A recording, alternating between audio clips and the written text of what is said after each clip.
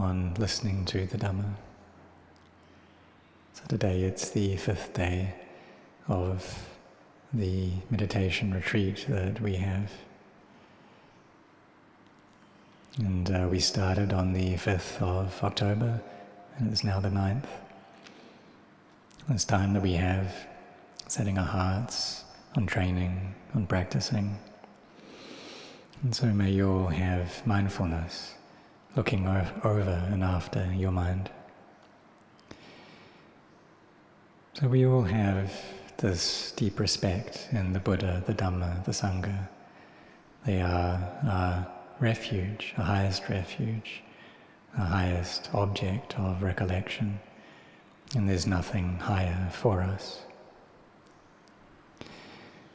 And so we have seen the Buddha in terms of Buddha rupas made out of various forms, out of wood or out of metal or concrete.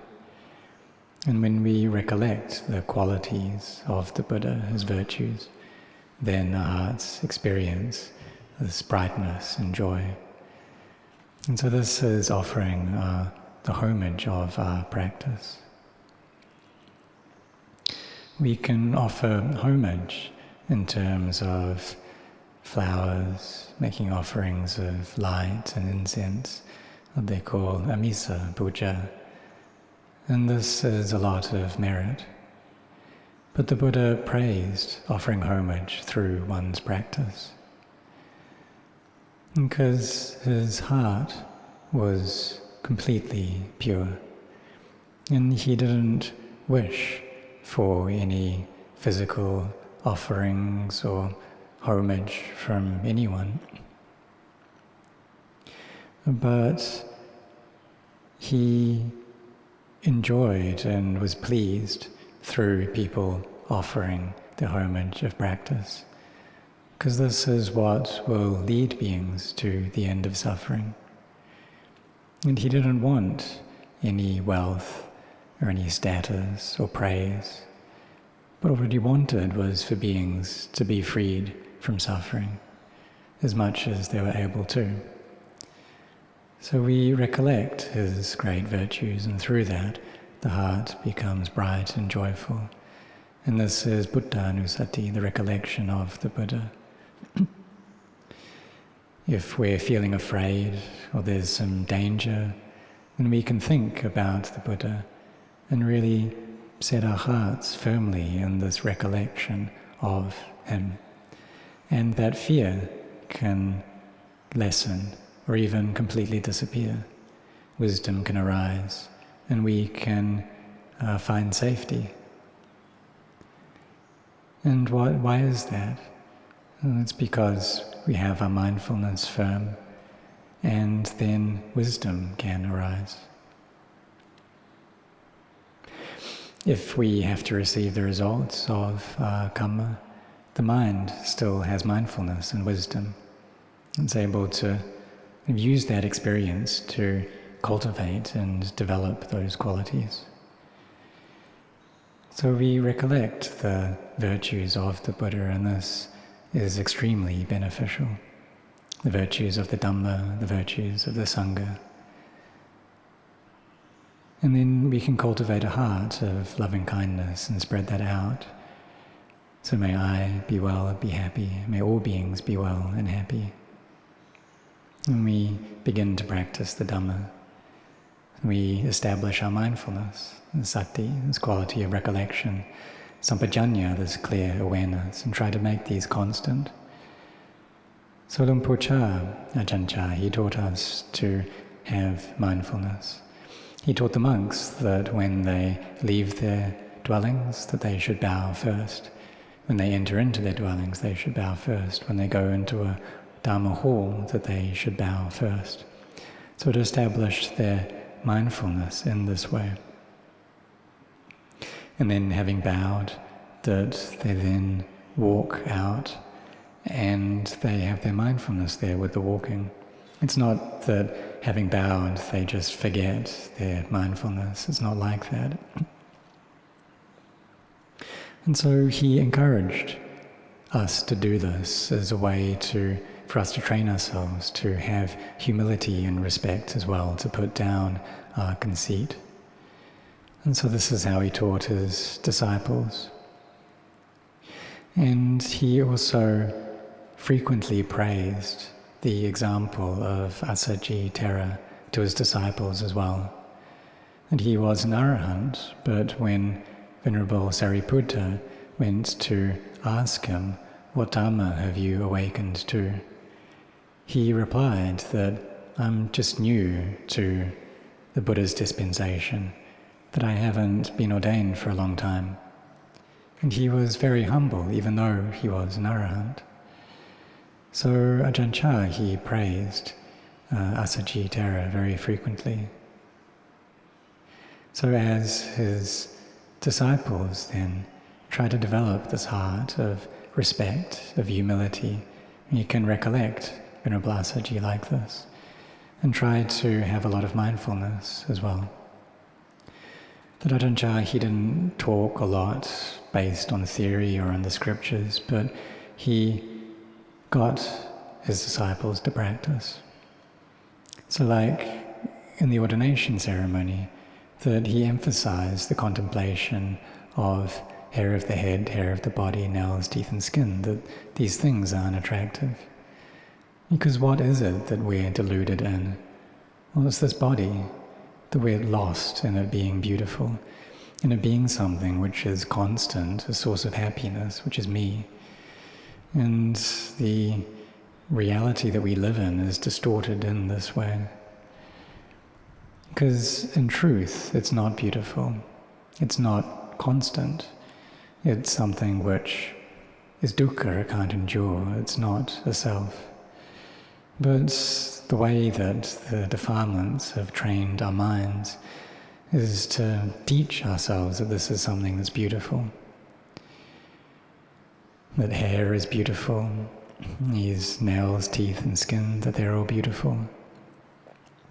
And so in the ordination ceremonies, the upajjhaya, the preceptor, he gives these meditation objects of kesa, loma, naka, danta, tacho, tacho, danta, naka, loma, kesa, so hair of the head, hair of the body, nails, teeth and skin, to be recited backwards and forwards. And this too is a means to bring our minds to peace, that when we contemplate this, the heart can become radiant and joyful through seeing that they're not beautiful. Because what is it that our eyes see? Well, they see hair, they see nails, teeth and skin. So we take these 5 objects to contemplate, see how they're not attractive. Because it's our defilements that try to convince us that they are attractive. But if we believe that, then the heart becomes dark. And so we need to sincerely practice this in order to see these forms as being unattractive.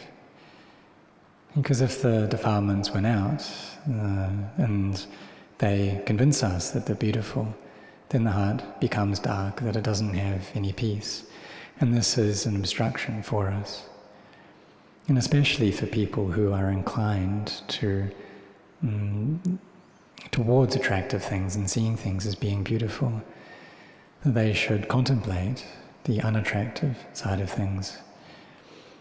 And so like hair, this is something which is not clean. And if we don't wash it, then our heads become itchy and bacteria starts to grow. The whole body, that if we don't wash that, it turns into something filthy. We get some new clothes or some new robes, and initially they're very attractive and nice, but after having put them against this body for just a short amount of time, they turn dirty and unclean, and then we need to wash them. Because if we think about it, if this body really was something beautiful and good, then we'd put cloth against it and there wouldn't be any problem, that we could use that, wear it for a really long time. But we're not able to do that, are we? And it's just one day, and these clothes, they become unattractive as well, things that we don't like. And why is that? It's due to these the bacteria, the sweat, and the various bacteria on the body which have arisen. So when they come up, then they send out an unpleasant odour.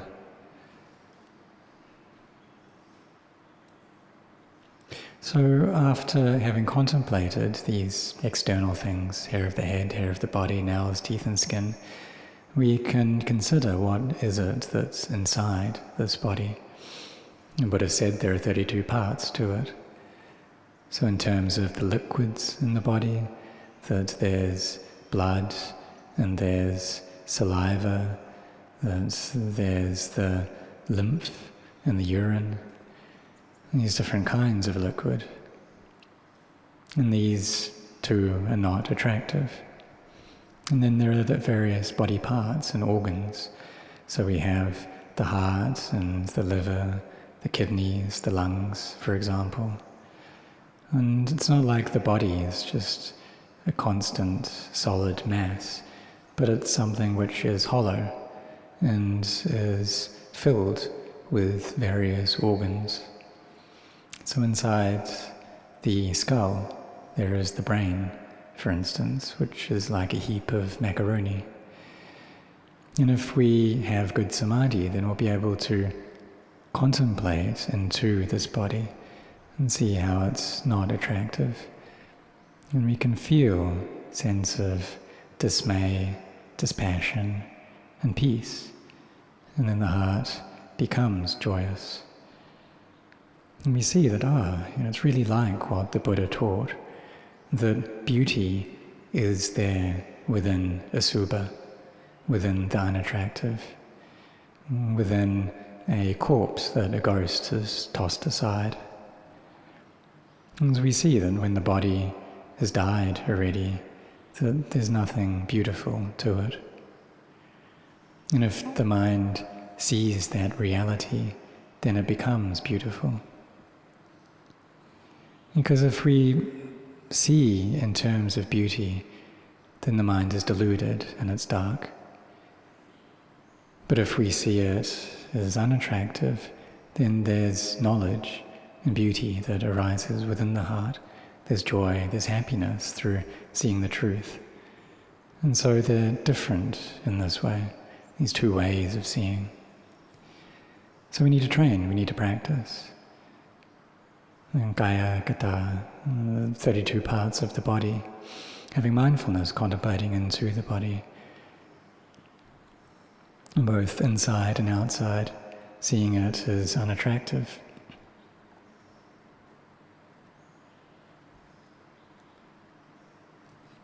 So whether we're standing, walking, sitting, lying down, we should maintain our mindfulness.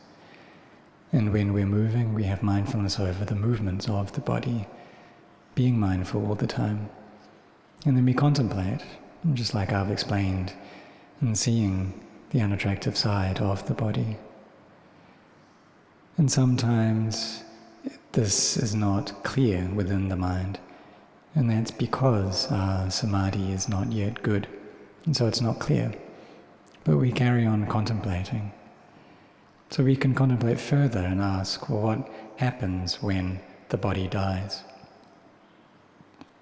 So we may have seen a dead body before in previous times, that they would leave them in a cremation forest or a charnel ground. And what happens to them then? Well, then they go cold, they start becoming bloated and turn a green tinge. And then maggots get born within them and then start eating away at the organs of the body. And sometimes dogs or rats can come along and take away parts of the body to eat as food. And the body slowly starts to disintegrate, to break apart. And the ligaments start to break, and then the various bones get separated and scattered about.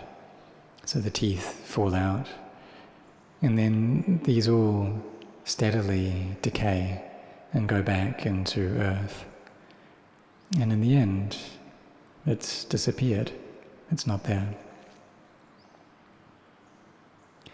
So what goes first is the air element, the breath. And then the water element evaporates. And then the body, going from being warm, it becomes cool. And if we touch someone who has died, and their body is cool already, because there's no fire element there. If we touch other objects and they're cool, we don't feel anything. But when we touch a cool dead body, then we get shivers. Because there's this realization that I need to die as well. And death is like this. And I don't want to be like this.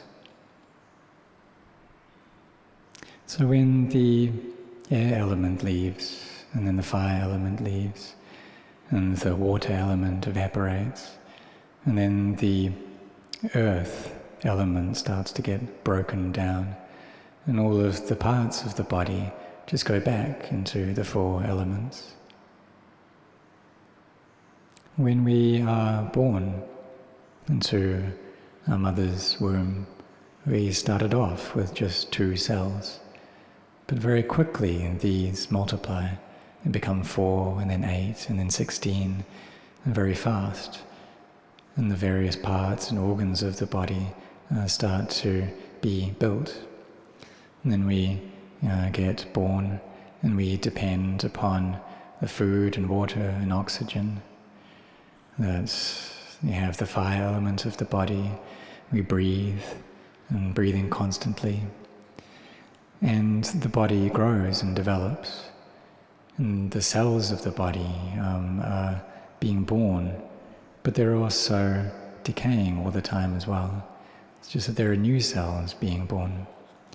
But this depends upon its causes and conditions as well. And if the decaying process becomes advanced, then that's what we call old age, or pain arises. And when we can't treat that, then the body dies. And bacteria appears, but really that bacteria is there already. It's just when the body doesn't have immunity, then this illness can come up. And so like if bacteria gets into the bloodstream, then one can die. Even if one isn't all that old, it's like 60 years old and one can die from this bacteria being in the blood. So we can contemplate then how this life is not sure. Life is not sure, but death is sure. That we all need to die, that our life ends in death. So this is a sanya, using a memory or perception to see the ever-changing nature of this, how it's not me, it's not mine. And the mind can find ease here. And when the body dies already, and then it decays and it becomes rotten like this, and we can't find any self in there. When we see that, then there's even more ease in the mind. And so this is contemplating through the lens of asubha. If we're contemplating in terms of the 4 elements, we see that when there's an absence of fire element, there's an absence of air element, and then the water element evaporates, and then this is what happens to the body. So it's changing or adjusting a little bit the object of our mind, changing it from asubha into elements. So in the beginning we can start off with asubha and then move on to the elements, seeing the elements there and how these break, they decay, and then you can see how they're anatta, they're not self.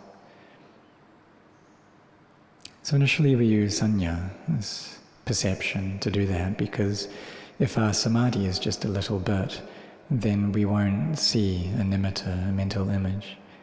So we need to use this faculty of proliferation or of concoction first. So if our minds are concocting a lot anyway, then we bring it to concoct about this body, seeing it as being not beautiful, as not self, as just natural elements where no self can be found within that. So through seeing that, then there's a buoyancy to the heart, an increased sense of ease and relaxation. And the things which bind our hearts, which put a squeeze on them, these defilements, they can disappear to some degree. And eventually our samadhi becomes better and grows. When that happens, then when we contemplate, this becomes clearer. And maybe an image will arise. And there's peace there to the mind.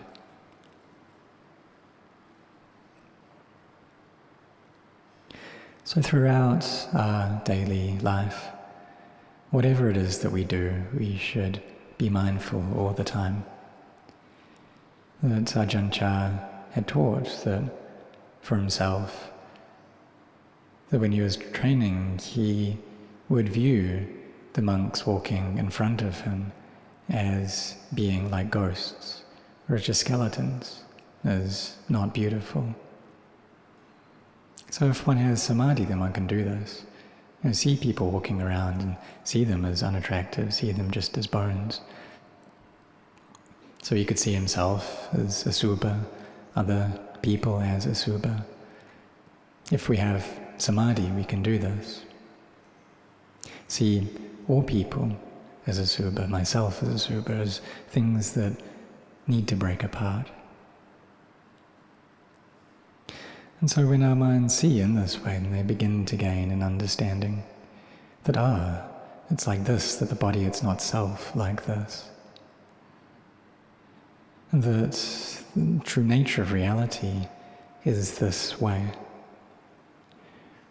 And so through here we've seen the elements. To one level, the mind becomes peaceful to one level. You can contemplate the elements like this. But this isn't thinking, but rather it's a wisdom that arises through our meditation. And then next, a knowledge appears. Like, this really is not self. That it's just of its nature to break apart. And we understand that clearly into the nature of all physical and mental things. So in the beginning, we come to study to know about this first, that we have this respect in the triple gem, that the Buddha is our highest refuge. There's no other refuge for us. Is our source of security. And that he is able to genuinely destroy suffering. But when we come to see the Buddha in another way, we see him as pure emptiness, as an arahant. In the beginning, we see the Buddha kind of in his physical form first, and with this body, this physical flesh body. But the Buddha said that one who sees the Dhamma sees the Tathagata. And then when we see that, when we see the Dhamma clearly, then this great faith appears.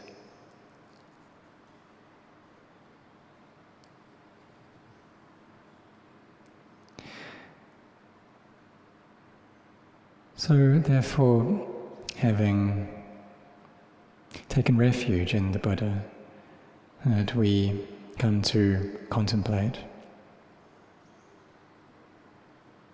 Because the way that we go about it, that it depends upon our character.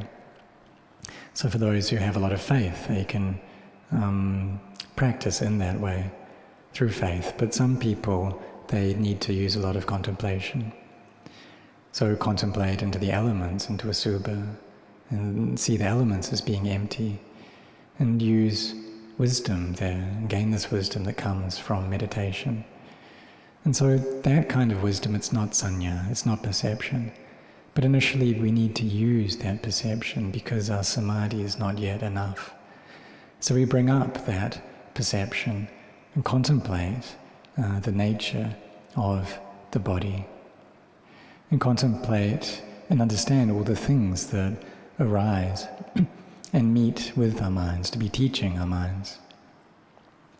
Because when they meet with sensory objects, they become deluded, lost in love and hate and annoyance, liking this and not liking that.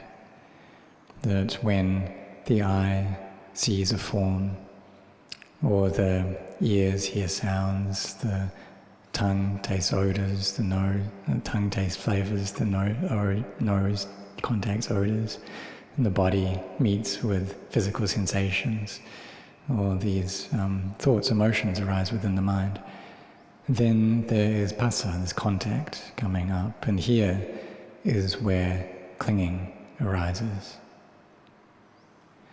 And so the sense of self appears here, that I appear here, they appear here. This is where proliferation appears. So we need to be looking after our mind, teaching our mind, telling them that I don't want this, that if I grasp at this, I will suffer, that this is not me, it's not them. Don't attach to this here. So just put this down. And it's like a parent teaching a child. Say if there's fire there, they need to teach that child that that fire is dangerous, don't touch it. And tell them that if they do, then they may get really hurt. Because if that parent just is absent-minded for just a bit, then that can be really dangerous. And so children need people to look after them. And in this case, then the people looking after them can't afford to be absent-minded for even just a few minutes. So in the same way, our minds need caring for because they're still children. And we can't afford to go off, to be absent-minded. And these childlike minds of ours, they go and grab every sensory experience they come into contact with, and they immediately create a self out of that. So initially there's a birth in terms of the body, and we take that to be me. But now what happens every day is a birth in the mind. There's me, there's mine appearing in the mind. There's becoming and birth appearing within the mind. And that happens so many times in the space of one day. So we need to be really careful here. When feeling arises, when contact arises, a sense of self comes up, we need to really be teaching our minds. Why be attracted? Why be averse? Why be annoyed? Why hate?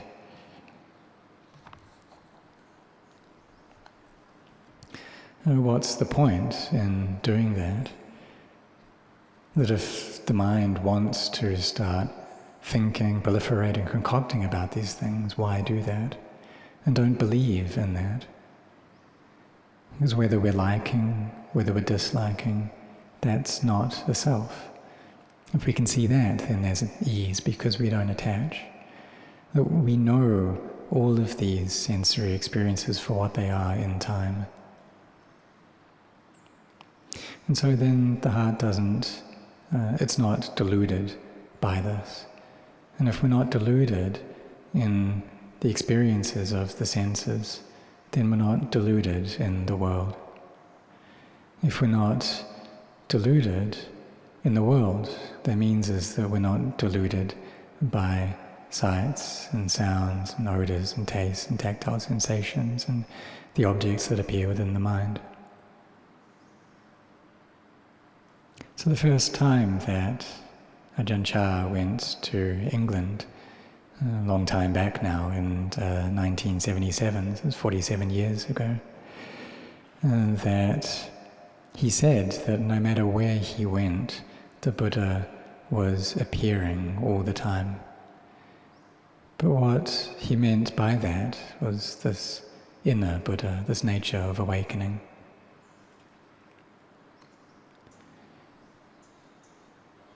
And so that meant is that Dhamma, knowledge, was appearing constantly, and he wasn't deluded in the world. And previously, people in Thailand thought that Europe was somewhere that was very advanced and developed. But Ajahn Chah said that he wasn't deluded.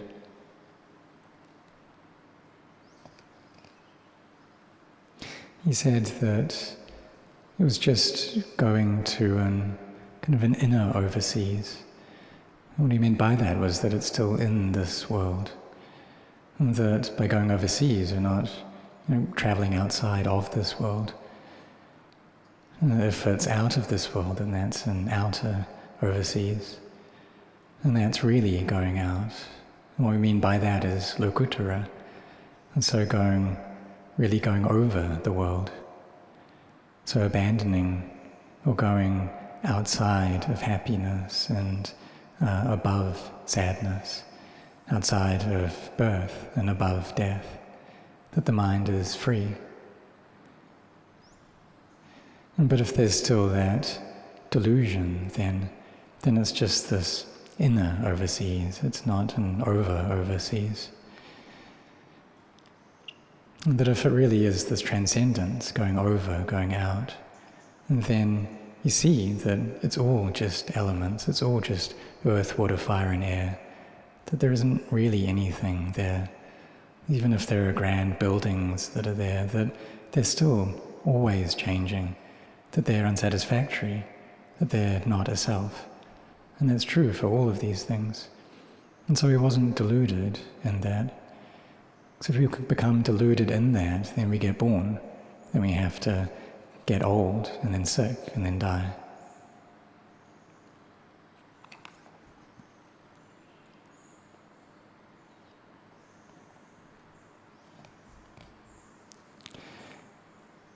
So therefore, having faith in the Buddha, and we offer our practice as homage to the Buddha, the Dhamma, the Sangha.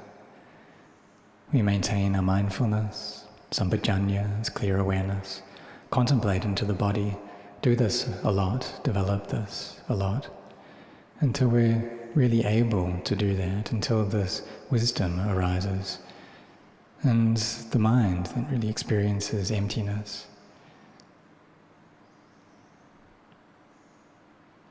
And so when we understand this, understand the Dhamma of the Buddha, then we can see how the world is constantly revealed and opened already.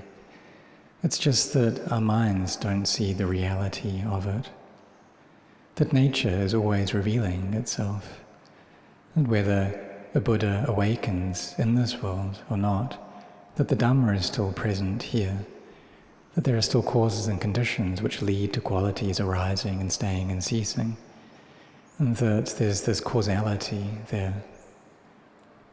But when we see that, we see the Buddha, then we see the Dhamma.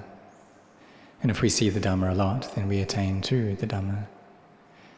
But in the beginning it's this understanding that we come to study the Dhamma first, and then we know the Dhamma, then we practice the Dhamma, and then we truly see the Dhamma. So may all of you be intent in this, and may you grow in blessings.